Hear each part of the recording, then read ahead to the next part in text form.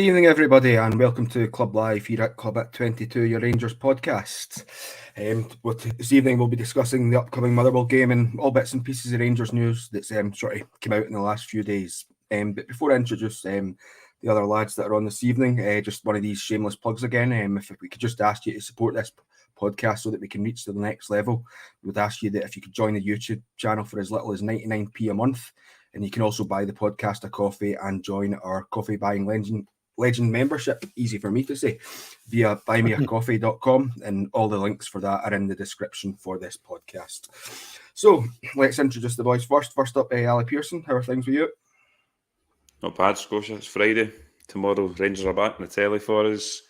I'll have a couple of drinks watching it, so I'll look forward to those. Dundee Taylor, thanks very much. Much appreciated for that donation.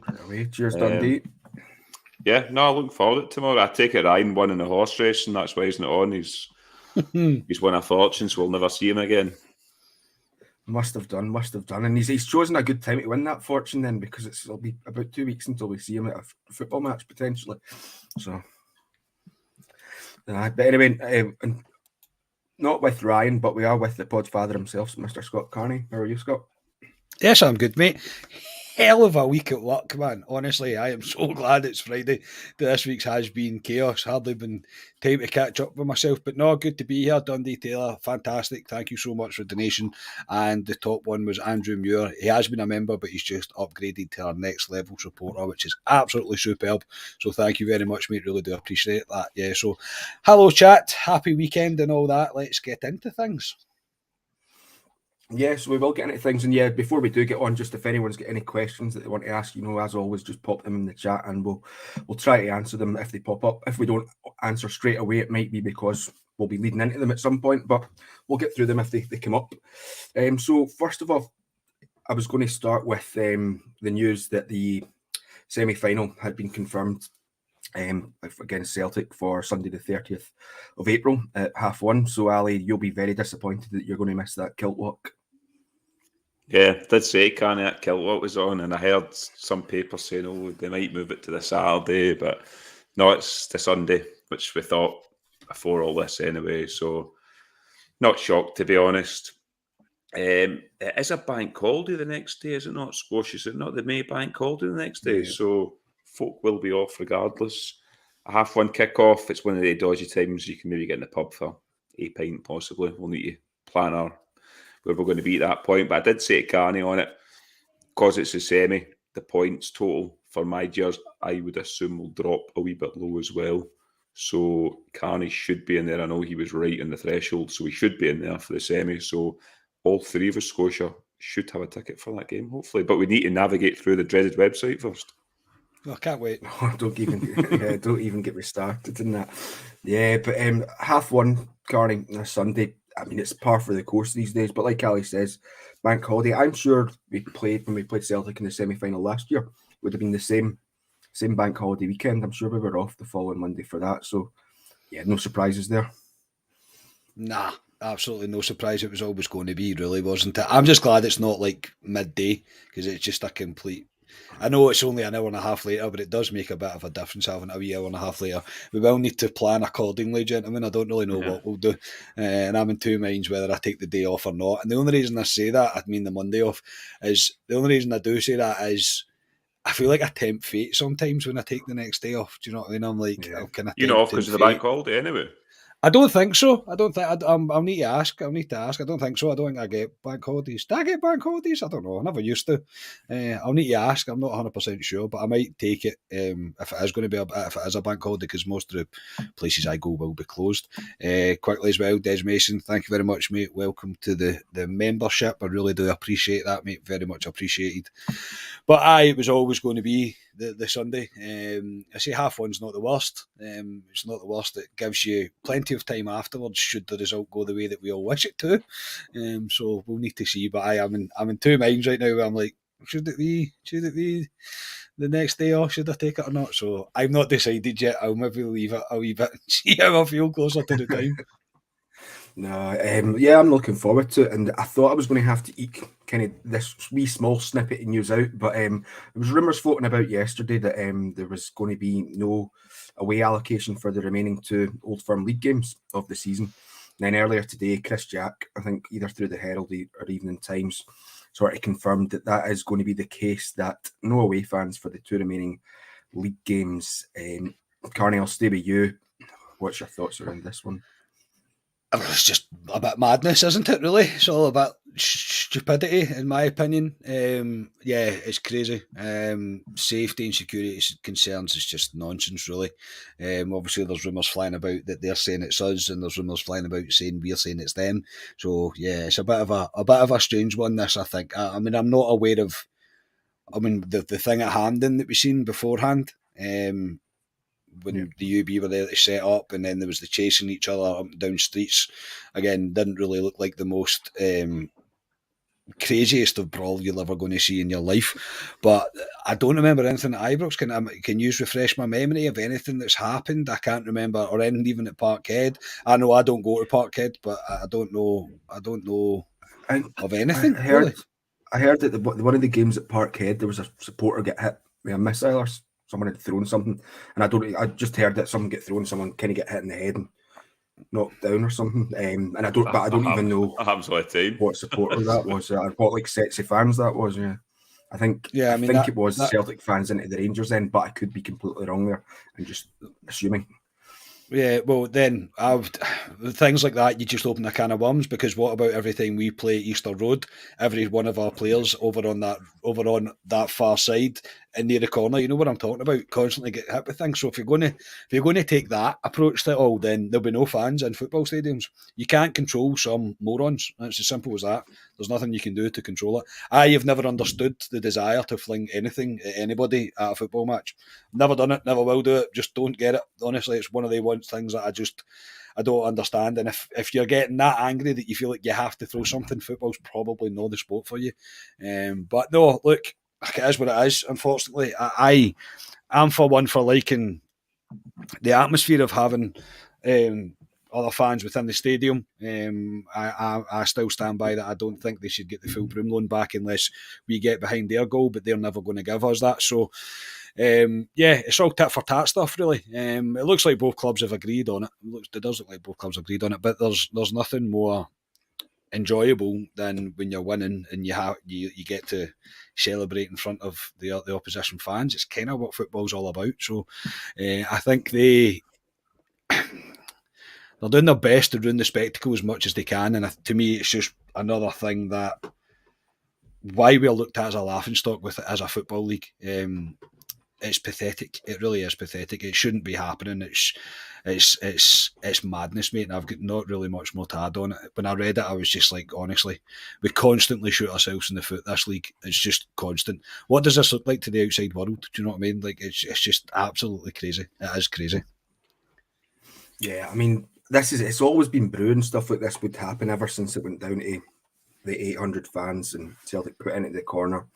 Which we've spoke about this before, Ali, that it's never going to go back to the way it was, because you've now got folk that are paying for season tickets that are going to be put out of joint if they're told, oh no, we're giving the whole broom loan back to Celtic, which, like, Carney, I don't want to see that. I don't see the need for it. I think Ryan's been on record kind of saying that he enjoyed having them all there because you could get it right up them when you scored against them, and it did create an atmosphere. I know non-Old Firm football fans prefer it when it was there because it gave it a wee bit more vibrancy and spectacle on the telly for like a neutral. But again, I don't really care what a neutral thinks of the game. It's more important that Rangers fans come first and foremost in my kind of opinion in this. But it's kind of happened, Ali. It's disappointing, but it was always kind of in the works that this would happen. Yeah, I'm not surprised when I sort of heard the rumour yesterday, I think it was. So when it came out today, I wasn't surprised. Like you say, when they put the allocation down to the 800, that was it pretty much. It's such a small allocation as well. I know that's what other away teams get when they come to Ibrox, and it's the same when we go to their ground too, but it's just tit for tat stuff at the moment, isn't it? It's a bit, and the thing about it's to do with safety. I don't agree with that. When Celtic fans come to Ibrox in Old Firm, they don't see us because they're ushered. They put the barriers up for them. I was going to say something else. I can't. I was like, please don't say that. Stop myself there. But no, they put the barriers up for them. Oh, I get so nervous. I'm So they don't come in contact with us, and it's the same when we go there. So I don't think it'll make much of a difference, to be honest, in terms of them being there or not being there. You'll remember the game, Hollander scored just after COVID. We had the full ground and we went to Parkhead in the next game and they had the full one. So I don't think it's a huge difference. Like you say, when they moved it to the 800, that's when it kind of not ruined the atmosphere, but I don't want to give them the whole broom loan, if I'm being honest. I know Ryan likes that and he wants to give them the whole broom loan. Rangers on tour have said here, would you not offer the European allocation like we did that we gave at Dortmund? Yeah, well, to me, that's probably fair. See that Yeah. if they get a wee bit extended into the broom loan side, I think that's probably fair based on where we get asked to sit at Parkhead. I wouldn't be totally against that, no. I just think behind the broom loan is too much of a... I don't know, it's just kind of bending over to them and letting them have what they want, but it is all tit for tat. I know I'm saying it's all tit for tat and I'm getting involved in the tit for tat. Many times did I say that there? But because of where we sit in the corner, I wouldn't mind them getting the European allocation. I don't think that would be necessarily a bad thing. Yeah, no, I agree. Yeah, I was actually thinking at work today about doing it, and you probably could do that. It's where they put us at Parkhead's not a great area, to be honest. They get a better area at Ibrox, but if it is what it is, just see what happens. I think it's an advantage on also Scotia, but I think it is an advantage to the home team. It is. It is an advantage, so we'll find out when we go to Parkhead in a couple of weeks' time. Yeah, well, I mean, there's a few things to note as well from it, is in terms of, I mean, we never, I don't know if you've ever been in a Old Firm game at Parkhead, Carney, but I know me and Ali certainly haven't. Yeah, once. I've been once, years ago. I'm talking years ago. But basically, our away fans at the moment, I think they need to be inside Parkhead 2 hours before kick-off. Yeah. Whereas Celtic fans coming into our stadium, they don't need to be in as early as that, because our stadium's easier to kind of segregate people going in different directions. I think a big reason for that. So already our fans have been asked to go in 2 hours before, whereas Celtic fans can rock up an hour before kick-off and get in, no bother. And then again, this is all just kind of things that I've seen. The rumour mill turning as it got announced, but things that you're seeing, and the truth will come out in the wash and things like that. But one of the things that it said is that Rangers on Tour puts that out there about giving them the European allocation. I've heard that Celtic said it's basically they want the whole Brimlin back or nothing, which they can shove that if that's their approach, because I don't see anything wrong.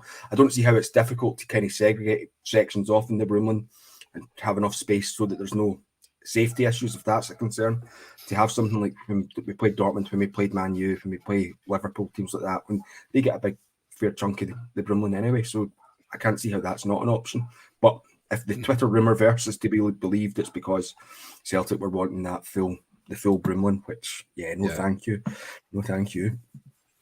So that's all Old Firm stuff for the moment. But another thing that I'm going to bring up that you discussed again on Tuesday in Club Deck Corner there was some more stuff about Alfie came out, and this one, it's more about the kind of the Beale's contradictions to the press that he comes out with every now and again, which I can be fair and Beale here that I can understand that can happen, because I know I certainly do it on this, and I'm not he's got a far more stressful job than me sitting here speaking to you guys and speaking to the listeners about all things Rangers.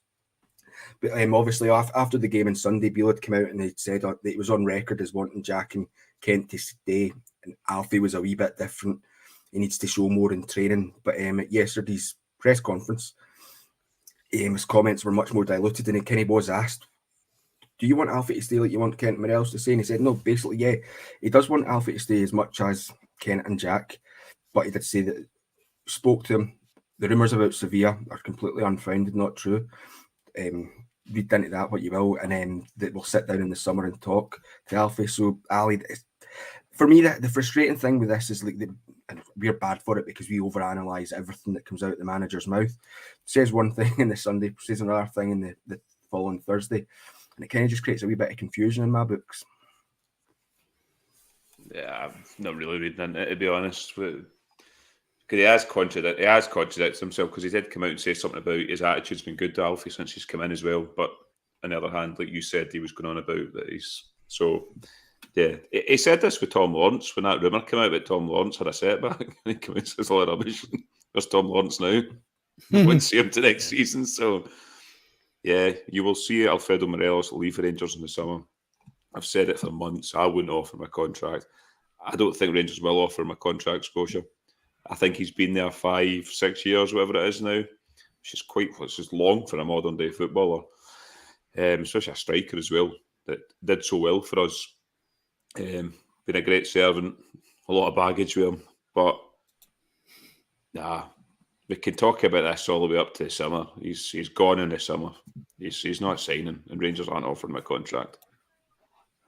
You know what? See, on that, I keep on switching and changing my minds both on Morelos and Kent on whether they will get offered a new contract or not, and it switches week to week. And at the moment, it's this week. It's probably just thinking about things. Would you offer him a contract, Scotia? I probably would, but I'm kind of chasing the money there. Is trying to offer him a contract so that there's an option to kind of sell him on for a profit and kind of chasing money, which is probably the wrong approach.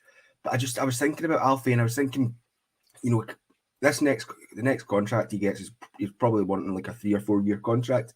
I was just thinking like about his family life, because of the stuff that Borna had come out in the press conference. Like his wee daughter must be coming at the age in a year or two that she'll be kind of looking at going to school and things like that. And that heavily plays on what Alfie's next move needs to be. Because if he can get a contract offered here for a decent period of time, at least he's in a place that he's settled in, whereas moving somewhere else is a bit different. So I was thinking it in that way. And then for Kent, I was like, Kent's plays everything very close to the chest. You don't get a great read off of what Kent's thinking, because he's kind of such a laid back guy. But I can see like Kent being one of these people that he's more likely to get a better offer, a more favourable offer in terms of like the player.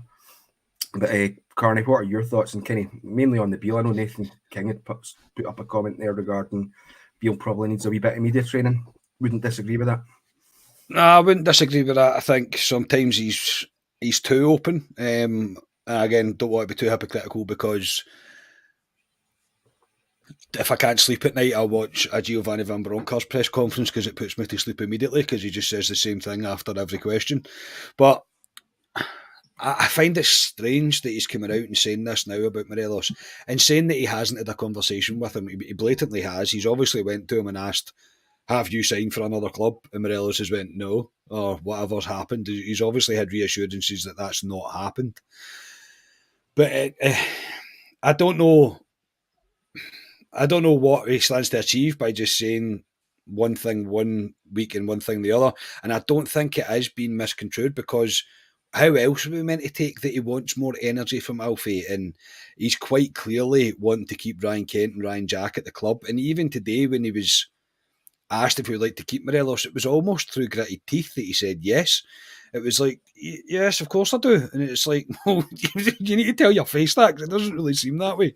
But I think I think he doesn't want to be dragged into any decisions yet, and he probably doesn't want to. He probably doesn't want to affect Alfredo's thinking as well going forward.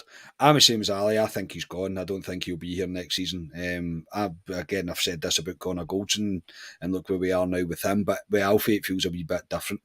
I don't see myself as being as disappointed as I felt when I thought Goldson was going to leave if Alfredo leaves, because I think it's just came to that time. I get where you're coming from, Scotia, the fact that if we sign him, then there is a chance that we'll get money back for him and we'll get a profit on him. My only thing is the money he'll ask for will be ludicrous. Morelos will ask for silly money to stay at the club. Yeah, based on what he's had about four. I think he's had about 4 contract extensions and contract improvements over the years. So he's at the top. He's at the top end of the earners in the team. There's no doubt about that, and I don't think he's worth the risk, because there is a chance that he doesn't ever hit form again, and he doesn't ever come back to the Alfredo that we know and we love. I am a massive Alfredo fanboy. Everybody knows that watched this pod knows that, but even I'm coming around to the idea of going, I think it's probably best for you to move on. It's one of those things. I got over Brian Laudrup leaving the club, so I'm pretty sure I'll go over Morelos leaving. Yeah, you move on eventually, yes, you do. But on the Beale thing there, he probably does need a wee bit more media training. But I'm sure I said this at the time when we were like, Gio's drab and Gio's gushing and not giving out very much information. I was like, well, we'll find a way when the next manager comes in, if he gives out too much information or he's a wee bit unsavvy in front of the media, we'll probably end up complaining, or not complaining about that, but having a wee moan or niggle about it, which is certainly the case, because it can be a wee bit frustrating. And there's actually a few more bits and pieces that Beale's thrown out in his presser yesterday that Kenny alludes similar to that. But one thing that I wanted to speak about that I've not really heard much talk on, it was kind of brought up at the press conference as well yesterday, but earlier this week there was an article in the Scotsman that was stating that the Highland and Lowland League clubs have been given until the end of this week to respond to proposals for a new fifth tier in the Scottish football pyramid setup. So I had a wee look into this, read the articles. I recommend, if anyone's not familiar with it, go and have a wee read through that, because it does kind of outline everything that you need to know. But there's basically three options that are getting put forward. One is League 3, adding a third league above the Highland above the Highland and Lowland leagues, so just below League 2, which would have the 4B teams of Celtic, Rangers, Aberdeen and Hearts, and then the best of the Highland and Lowland League clubs. Option 2 would be to expand League 2 to more teams, which again would include the 4B teams and some more Highland and Lowland League clubs. And both those options would allow the B teams progression up into League 1 as a maximum. But the thinking is that those two things won't go through, because all League 1 and League 2 clubs would be vehemently against that. So the third option is that it's basically the Lowland League as it is now, with some Highland League teams added and no promotion for B teams into the League 2 or League 1, so staying where they are just now. The reason I want to bring this up is because obviously the B teams were only admitted into the Lowland League for one season, and this is the season, so there's not really any, at the moment, there's no sure-footing way of what the B teams are going to do next season. So what are your thoughts on these proposals? Come to you, Carney. First off, Ray, thank you very much for the donation to the channel, mate. Really do appreciate that. Thank you for the support. It's brilliant. Strap yourself in, everybody. Why does everything have to be so unnecessary? Like, why has it got to be so complicated? Why does it have to be so hard? Why does Scottish football constantly want to do things like this? It's one of those things, like, we're still living in this world of a split within our league, which is just the most bonkers thing in the world. And now they want to restructure everything in the below leagues, and there is no need for it. I don't believe there's even an appetite for it. I'm one for thinking, and no disrespect to the Lowland League here, I don't mean it in any way, shape or form. The Rangers B team, the Celtic B team are probably too good for that level. They tend to kind of find a run and they do quite well. I know it's not always massive wins and sometimes there's defeats along the road, but ultimately it's a development team. That's what it is. However, I do believe they should be allowed promotion, maybe up a league, maybe up two. I don't know how far they would like it to go, but I feel like there does need to be the next level. In terms of restructuring everything, as I said, I just don't see the need for it. I honestly don't see the need for it. And the biggest part about it all is, like you said, Scotia, the majority of the teams are going to say no to it. And whether the people that are in head of the game here decide that they're going to change the rules like they usually do, where they don't need clubs to place a vote on anything and they'll just restructure it anyway because they will, then I don't know what they really stand to achieve by it. I don't think it really helps anybody. And if anything, you're pushing lower teams down, even further down, if that makes sense. It's a longer way for them to get to where they obviously have desires of getting to. So no, for me, mate, I think this is just one of those ones where it's been wrote down in the back of a fag packet and somebody's got a hold of it and read it out, and the media have got a hold of it, and it sums up Scottish football, mate. It really does. Sorry for my maybe it's my week at work that's making me like this. I don't really know, but I just don't believe there's any appetite for it. I don't see the need. And the B teams, I do think they should get progression. They should move up levels. Celtic included. I know staunch points removed as well, but both teams are tend to be too good for that level. As I say, I've watched that open goal crossing the line documentary, and you see when they play Rangers and Celtic, and they don't do particularly great against them. So you can see that there's levels there. So I think there should be, but restructuring everything, pointless, waste of time. And while we're at it, get rid of the split because I hate it. Yeah, there's a few things there that I'll dive into in more detail, but I'll firstly get Ali, come and get your thoughts on this league structure. I mean, for me, ideally, it would be one of the first two options that there's the B teams can get up to at least League One. That would be ideal for me because I do think we need that progression, which we'll get into in a wee bit more detail later. But like Carney says here, it's all about self-preservation for clubs. None of the League One, League Two clubs want it. Quite a lot of the Lowland League clubs don't like it because League One and League Two won't open the doors for promotion to them. And then equally, even below that, when you view the West of Scotland League, the South Scotland League and the East of Scotland League, they're not happy because the Lowland League won't open up more spots for them to get promotion. Yeah, it's all self-preservation here. Yeah, the Lowland League with the B teams do, and I agree with Carney. They're too good in these leagues. You see them, like, look, you watch Rangers B team, they go on a run of Skelton teams 3-0, 4-0, and I think they get complacent sometimes, and that you see they get a defeat or a draw somewhere. I mean, Rangers are sitting, I think Rangers are top of the Lowland League at the moment, are they not? Or the same in Celtic.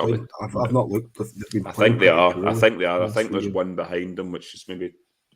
Yeah, I think there's one behind them, but they're up there anyway. So it would be good if they could have promotion further up these leagues. But like you say, these clubs won't vote for it. Even the Lowland and the Highland leagues, are they going to vote for it in terms of you've got a team travelling away up to the Highland League? Well, I know, but you're talking about the Bucky Thistle chairman's come out and said that no, well, can they involved. That's literally my point is, can they afford to do it? Because you've got teams travelling up to, is Wick in the Highland League? They must be Wick Academy, Bucky Thistle and all that. So you'd have all these teams travelling up there and they can't afford to do that. So I can't see it happening, to be honest. Bring back the reserve league, Scotia. That was better. And you could use your injured players and they could come back in there. And they were playing against guys that were playing against decent players as well. I'd bring the reserve league back, but that's another discussion. So yeah, well, that's what I was actually looking at.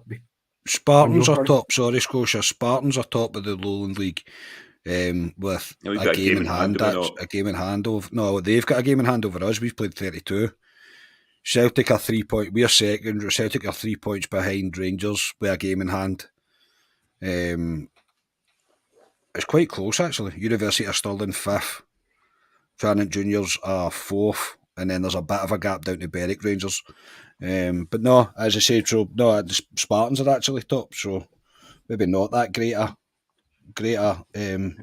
difference, really. The Spartans good? I don't know. Spartans good. Edinburgh team, aye.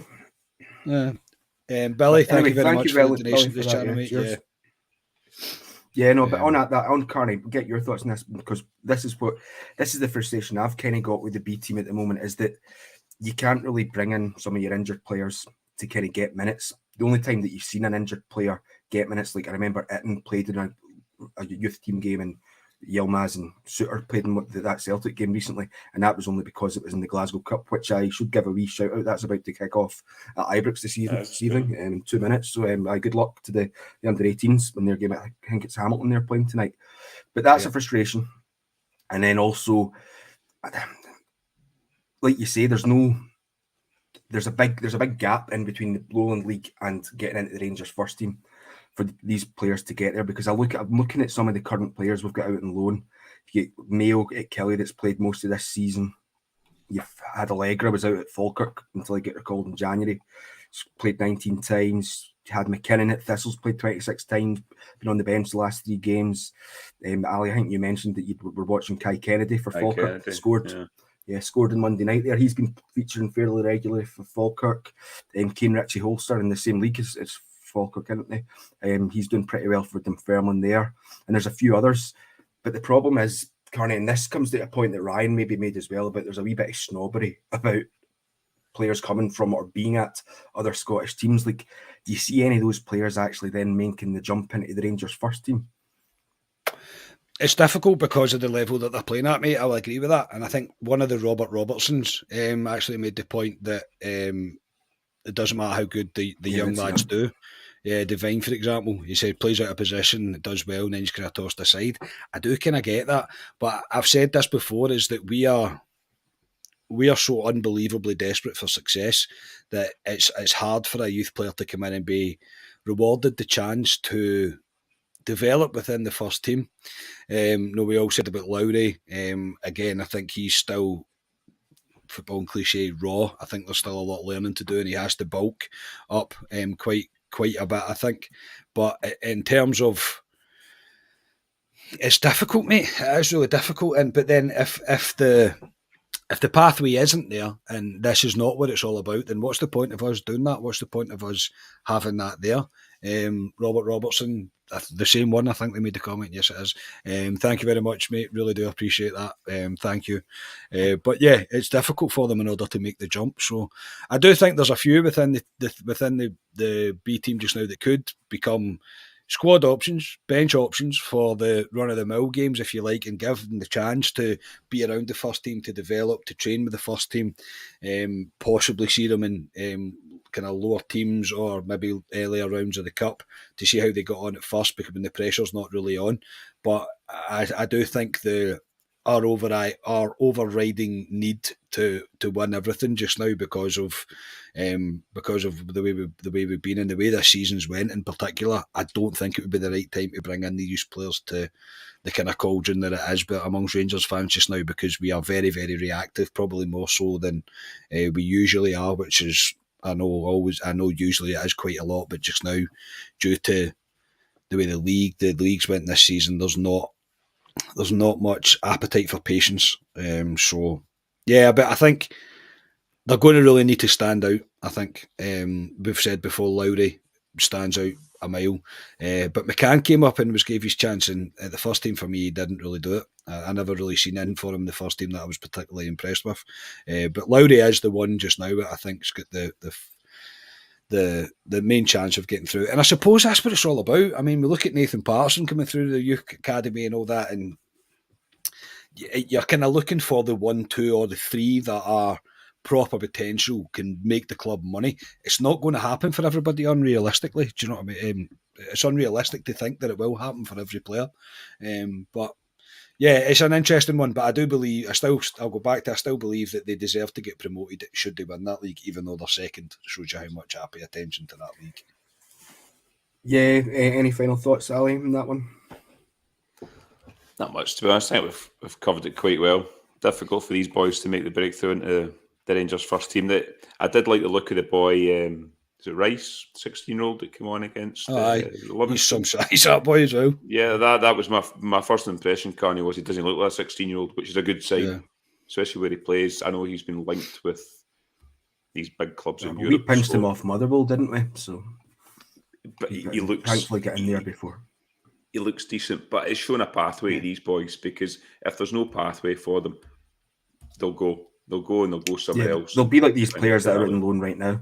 Because I look at those players out on loan right now, and I think none of them are going to come. I think some of them could be a decent, like McKinnon and Mayo could be decent squad options. I think, but I kind of get where Ryan comes from in terms of sometimes I think there's a bit of snobbery attached that if someone's it's just that mob that they're doing well for there, and there's this expectation of Rangers fans that quite rightly you need to be winning every game, but there is no breathing room for a player. There is not really a breathing room unless, like Carney, like you say, that it's a player absolutely out of this world, like a Nathan Patterson, like an Alex Lowry, players of that kind of regard. So and they need to be a bit gallows as well. I think these players that come into the first team, and you've seen that with the ones that have. So, aye. Anyway, I'm here to listen to you talk about Manscaped, Scotia. So yeah, no, I was about to do it because we were about to run out of that wee 10-minute gap that we do it. So yes, it's time for the Manscaped promo, everybody. Time for the sponsors, Manscaped. Spring has sprung, and our friends at Manscaped, the leaders in below-the-waist grooming, have the best tools for some spring cleaning. Look your best this spring and join the other 8 million men who trust Manscaped. Use code CLUBAT22 to get 20% off and free shipping at manscaped.com. Manscaped are here to change the way that all fellas can take care of ourselves. Groom with the Performance Package 4.0. Inside this ball care bundle, you'll find their Lawnmower 4.0 trimmer, the Weed Whacker, ear and nose hair trimmer, the Crop Preserver, ball deodorant, the Crop Reviver toner. And additionally, if you purchase now, you will receive 2 free gifts: the Performance Boxer Briefs, which are very, very comfortable, and the Shed Travel Bag. Always use the right tools for the job and head to their website and check out all of their tools to help you upgrade your hygiene routine. Save 20% off and free shipping with the code CLUBAT22 at manscaped.com. That's 20% off and free shipping with the code CLUBAT22 at manscaped.com. What will your balls do, guys? They will thank you. I even love the wee change of pitch halfway through that there as you were saying it. Like the weed whacker, the lawnmower, he was on it there. That was his proper radio voice that he had on. Well done, Scotia. Quickly, folks. Yes. Before we move on, K-Max has just bought the podcast 3 coffees. Very much appreciated, K-Max. Much appreciated. Thank you very much. Yeah, thank you. Before we move on to the other Motherwell game, yes, the Motherwell game, should I say? Just another couple of wee bits and pieces that came out of the presser. One that I many wanted to get your kind of thoughts on, Ali, because we've spoke about him a wee bit recently, but it's been very quiet. But on Sunday evening, I think the man de Offenborough had put out a wee post on Instagram saying that there'd been some mismanagement and stuff, and Beale was asked about this at his presser today, and I think Beale kind of covered it quite well, gave us quite a detailed update on what's been happening with Offenborough, because it has been very, very quiet on that front from the club for a while now. But yeah, it looks like he doesn't think that comment that Offenborough made has anything to do with Rangers. It's maybe just the frustration of now he's having to go and see his third specialist. But it's not that I don't like talking about this subject, but it's a very difficult subject to talk about because this is a boy's career and a boy's life, effectively, that we're kind of discussing. But it was interesting to get some bit of update. Aye, it's interesting because he's been there for a couple of years now, Offenborough, but it's difficult to discuss it because we know nothing about it. We're basically guessing about it. He's put a kind of thing on his Instagram, a cryptic clue, if you want to say that it's all going to come out, but Beale come out and says he's been sent to 3 cardiologists or something. The guy that even dealt with Christian Eriksen, so he's been sent to the best of the best. And if some of them have come back and said you can train as a normal person, i.e. going to the gym that way, but you can't as a professional athlete, then unfortunately it's bad news for a guy that's used to playing football. But it's a difficult one to comment on because, like I say, we're just guessing because we know nothing about it at all until he comes out and tells his story when he eventually leaves Rangers. It's a pity for the boy because he's young. He's obviously dreamt of playing football all his life. He has played football. He's came to a massive club in Rangers, which he thought was going to be, well, from where he came to Rangers, like that'd be the biggest club he'd play for, and he thought he'd kick on. And unfortunately, this has happened to him. It's a difficult one to discuss, Scotia, because, like I say, we are guessing about it, and there's not much I can say on it in terms of. Honestly, I feel sorry for him. I do, but it's it'll be interesting when he finally says his say on it of what it is. But I'd be very doubtful if Rangers have done any wrongdoing. I think they've done the right thing in terms of they've looked after his health, which is the main thing.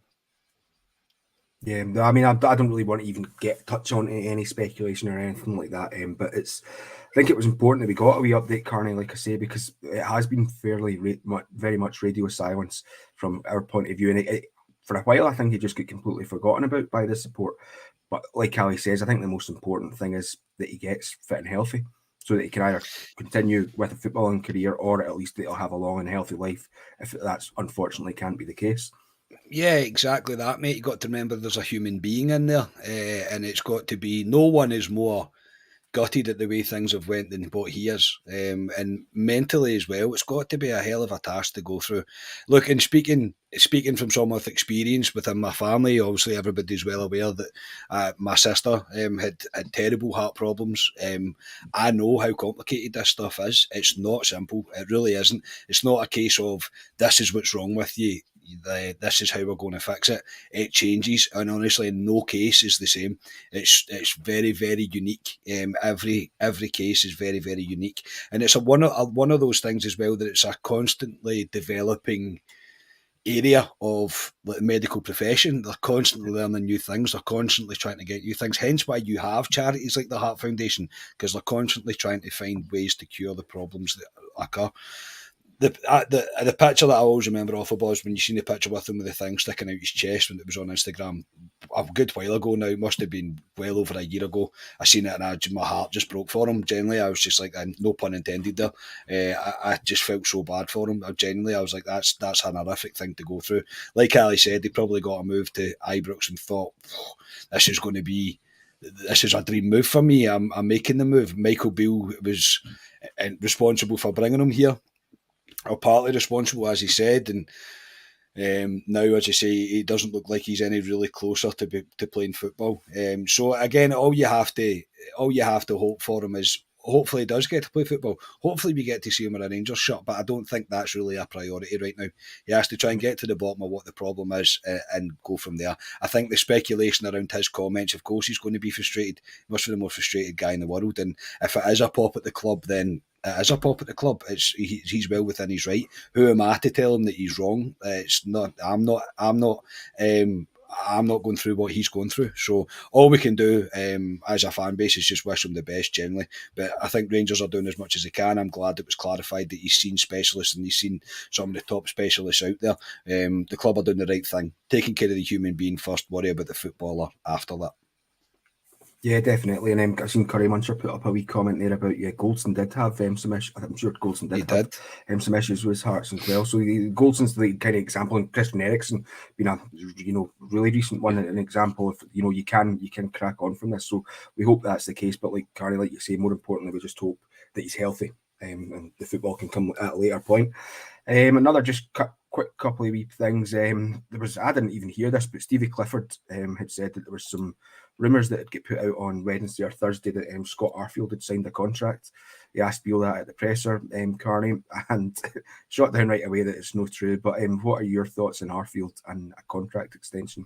Where would you sit with that? Difficult when he's come on the last game and scored a goal, isn't it, to have that conversation? Look, he's one of the guys that I think Self does very, very well. I think he's been a great servant to the club. I've got nothing against the guy. He seems like a top lad. He really does seem like an absolute cracking lad. I think used to have had the pleasure of meeting Scotty Arfield. But he is one of the ones that I think has to move on. The sentimental bit of my psyche has been silenced a lot in recent times. So I think he's one of the ones that would have to move on. So watch him sign a 1-year extension at the end of the season. You see, I said both of you have seen him there, and I was like, have I? And I haven't, because I stupidly made the decision to go home while Ali went to the casino and met him. So yeah, Ali, what are your thoughts on Arfield getting an extension? Yeah, no, I was pissed with Scott Arfield to 4 in the morning in the Cotton Club underneath the Corinthian. That's another story. I'll tell that another That's day. Another story. Yes. That's another story. I heard the rumour. I think Beale likes to have the older sort of players at the club for the younger ones. I'm with Carney. Arfield for me, he's been there. How long's Arfield been there? 4 years. So for me, Arfield, I would move him on. He is a good impact player. I mean, he is good to bring on for 20 minutes because he gets goals. Unless they gave him a contract and it was absolute peanuts next season, because I don't know what he's on Arfield. There must be a reasonable contract he's on. But if it was peanuts next season as a backup player, as a squad player, fair enough. But I just think we need to start moving players on, and he's in that bracket of players we need to move on, unfortunately. So if he signed a year contract, Scotia, and it was peanuts, would I be upset about it? No, because I think he is a good impact player, but that's all he is for us next season if he was there. But if it was me, I would move him on and look to bring in some fresh players, because I think we need new players in this team now. Yeah, I think for me, I get where you're coming from, but for me, it probably is time to move on. And the reasons for that is because I think last year we were far too sentimental in giving him, Davies and McGregor all extension. It was too many too soon. In the way that this season's gone, that it makes it less appealable. for them to do it again this season. But I do get where you come from, that I think he's quite important to have around the dressing room. Wind up players like James Sands coming in and things like that when he done that wee God Bless America thing. God bless America, buddy. Yeah, when he arrived, yeah. So I do think Arsenal's really important in the background that way. That's something that we obviously don't see, but I think it shines out in how players go on about him. But for me, no, probably not, because look how top loaded we are in the area that Scott Arfield plays, and there needs to be pathways for your likes of Lowry to be in front of Arfield on the bench and things like that. Whereas at the moment, it changes week to week. So I'd prefer it if it was constantly Lowry was the guy that you would have on the bench to come and do that. Another quick wee one. I don't know if any of you've seen this. I just seen it flash up in like YouTube notifications this morning when the Rangers review had come on, and it was that I'm not going to try and pronounce his name, so I'll go with Faradona, the Georgian winger at Napoli, seemingly was touted to Rangers by Craig Moore, which Stevie Clifford did confirm. But Ali, this is a case of good old bullseye here. Here's a chance at what you could have won. We've had this before with bloody Messi when McLeish was there, and all these players, and who else have we had? Ronaldo, and to me that's clickbait stuff. Scotia, he plays for Chelsea now, so it doesn't really matter. So if we were linked to him, is it not? Who's he play for? Oh, Napoli. Sorry, Napoli. I'm getting mixed with the other guy. It's not much a story for me. If Craig Moore said we should have had a go at him a couple of years ago, fair enough. Well done, Craig Moore. At least he knows what he's talking about. But we didn't. So that's it for me, basically. Yeah, no, I mean, it was interesting, Cardi, because the only reason I brought it up is because I seen it, I was like, no way, because he moved from, he went from Ruben Kazan to Batshuayi, and then from Batshuayi to Napoli was quite a lot, but the money that he moved from Ruben Kazan to Batshuayi was about 6 or 8 million euro. So again, it would have been out of our price range, but I think what Craig Moore was getting at, that it was a kind of loan with option to buy. It wouldn't have been bad to have a wee glimpse of him. How much would the option of buy to be, though? That's it would have been. We would have got about 4 or 5 months out of the lads. Yeah. Still.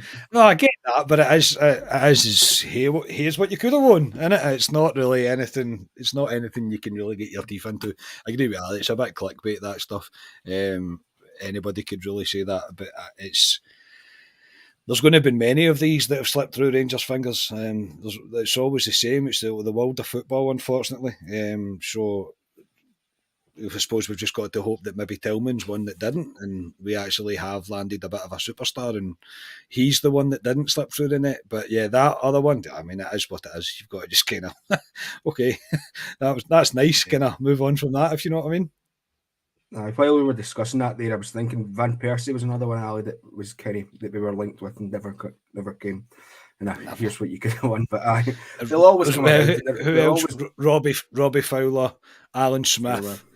Who else were we linked with? Oh, the Trying Scotsman's just said Jardel. That nearly happened, but didn't. But that was a goer. That was a work permit issue. That was a work permit issue. There was only Ronaldo 3 work permits that could be given. Ronaldo was coming just to play in Champions League games with a Nike tick shaved into the back of his head. Yeah, absolutely incredible, man. So it's just one of those things. Yeah, but no, I just thought I'd mention it because I did see it this morning. So yes, let's get on to the Motherwell game before we run out of time. So yes, playing Motherwell tomorrow at Fir Park at 12:30 kickoff.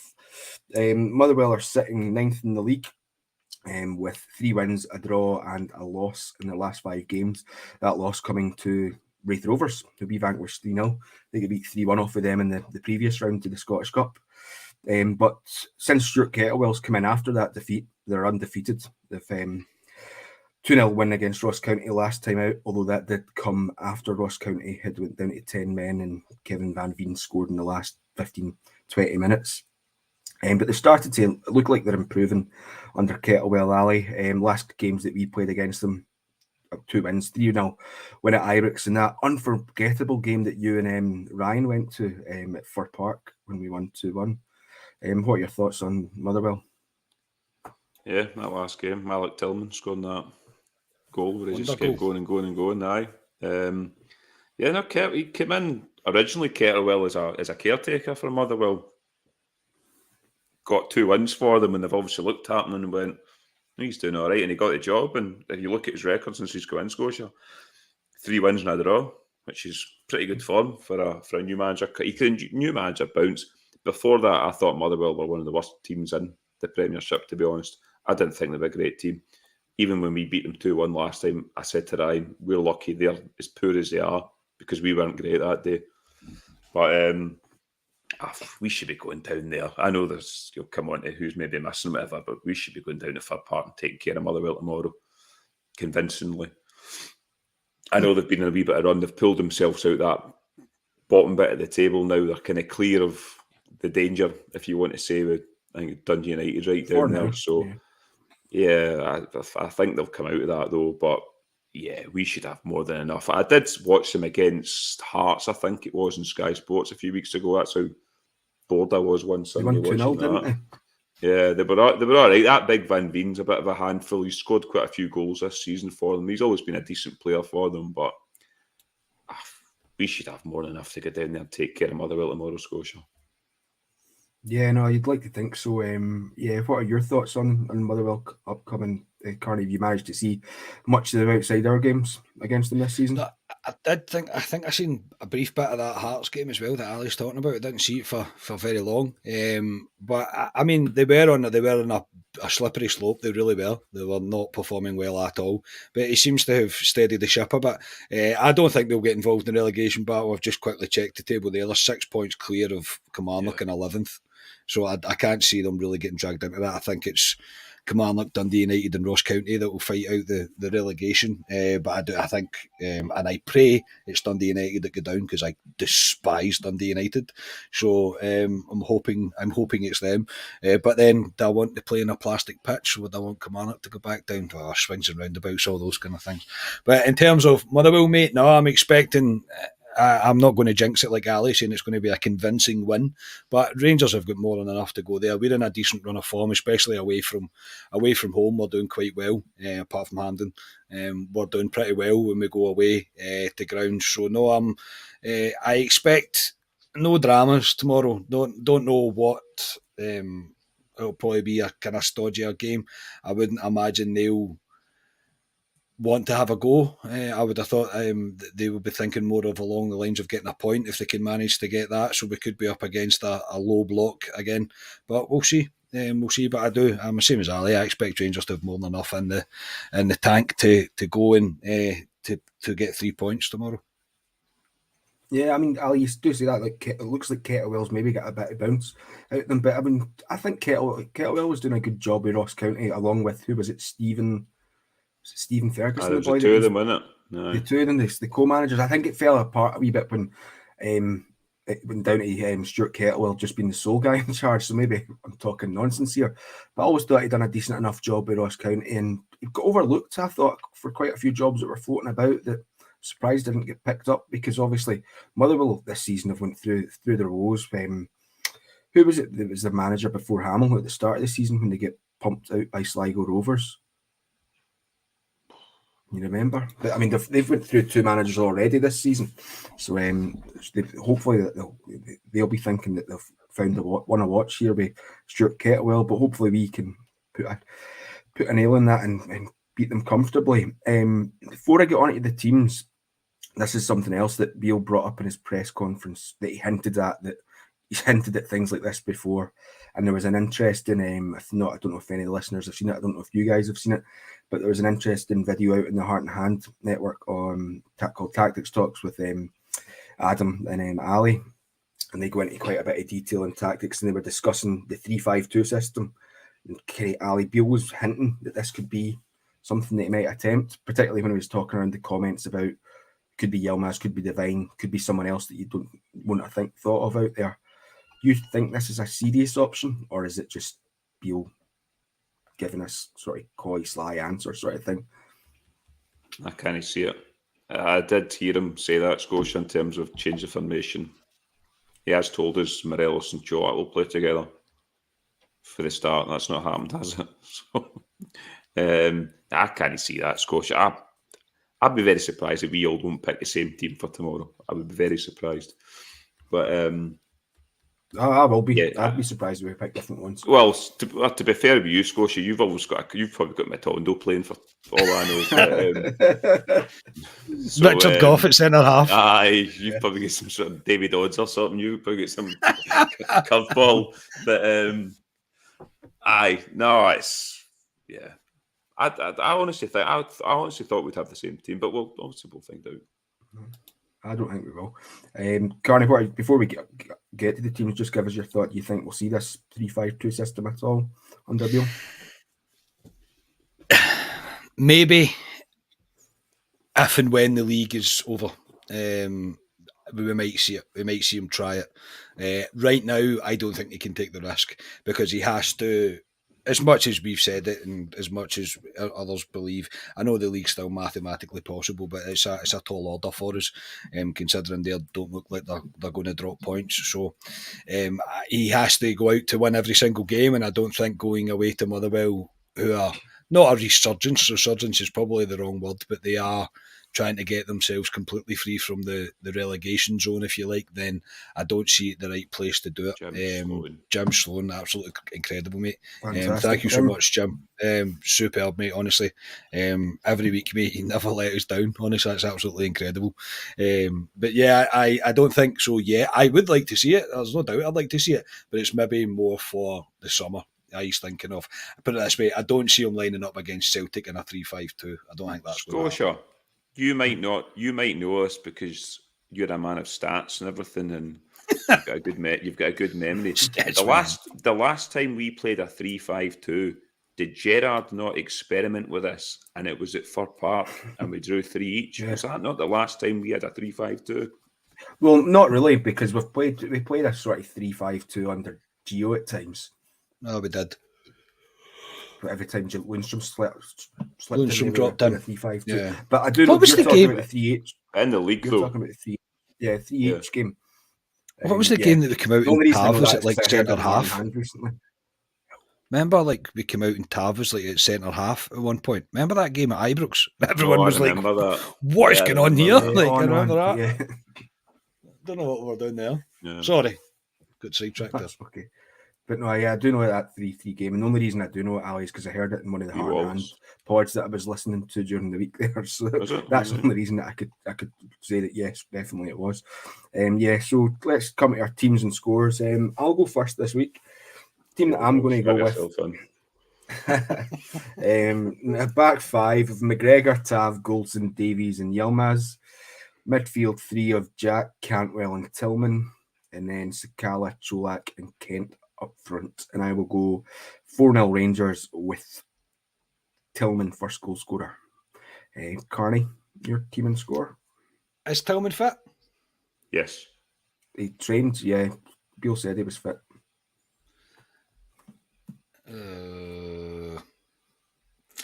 I think it'll be the same back 5. I think it'll be Lundstrom, Jack, Cantwell, Kent, Cholak and Sakala is what I think the team will be. I think he'll play Lundstrom. I do. Sorry for the disappointment, but I do think he'll play Lundstrom. And my score, do you want my score? Aye, on you go. My score will be 3-1 to Rangers and Cholak to score first. No, Sakala to score first. Right. Get that whack out. Not that it matters. I'm saying it as if it matters, as if we're keeping track of this. I think we started to, but it very quickly fell away. I said we would keep track of it. I think I stopped after the 3rd or 4th game, to be honest. So I'd need to sit through all these pods again and go through it all to see where we were, and not get time for that. Ali, let's finish up with your teams and scores then. You said, Scotia, that when I said I'd be very surprised if we didn't all pick the same team, you went, no, yours will be different. Mine's the exact same as yours. With Jack, with Jack, Tillman, and Cantwell's a 3, and then the usual 3 up front with Cholak. Yeah, I honestly think. Sorry, what I was going to say, the only reason I didn't think that we would all pick the same team is because I wasn't sure if Carney had managed to catch that wee picture of Raskin at the airport or not, because he said he was really busy with work. But yes, unfortunately, everyone someone had posted I've seen it on Twitter before we came on, a wee picture of a boy in the Raskin at the airport because he's got a slight knock and I think he was just going home to prepare for the upcoming international breaks. Yeah, no, I think he's got to play it. There's no point playing Jack Lundstrom in that three for me. There's no need for it. God, I'd rather have Jack and Ryan's pal Jack Amara. I'd rather have that as in there, to be honest, than Jack and Lundstrom. But interested to see what he does tomorrow. And I'm the same with Carney. I said to Stuart Work today, 3-1 Rangers. And I will go with, I always say he's due. Ryan Kent, first goal scorer. There we go. Hopefully it'll get his numbers up because he desperately needs his numbers up. But anyway, everyone, that'll do us for this evening. As always, it's been lovely speaking to you all on this fine Friday evening. So before we go, firstly, say goodbye to Mr. Ali Pearson. Thanks for your time, Ali. No, probably. Hopefully we see Ryan next week and we can find out exactly how much money won the horses. Indeed. And Carney, thank you as well for your time. No problem. You might see Ryan tomorrow, all depending on how it goes. Might see him tomorrow on the post-match. Possible. It is possible. But yeah, no, thank you everybody. Thanks for our donations tonight. Thanks for the chat. As always good to start a weekend off like this. But yeah, cheers everybody. I hope your team wins tomorrow. Yeah, as Carly says there anyway. Thank you everyone tonight for your comments as always. Thank you for the kind donations as well. And yeah, I will be back for a reaction pod of some sorts tomorrow afternoon after the game, where we will hopefully be discussing another Rangers victory. Good night and thank you everybody.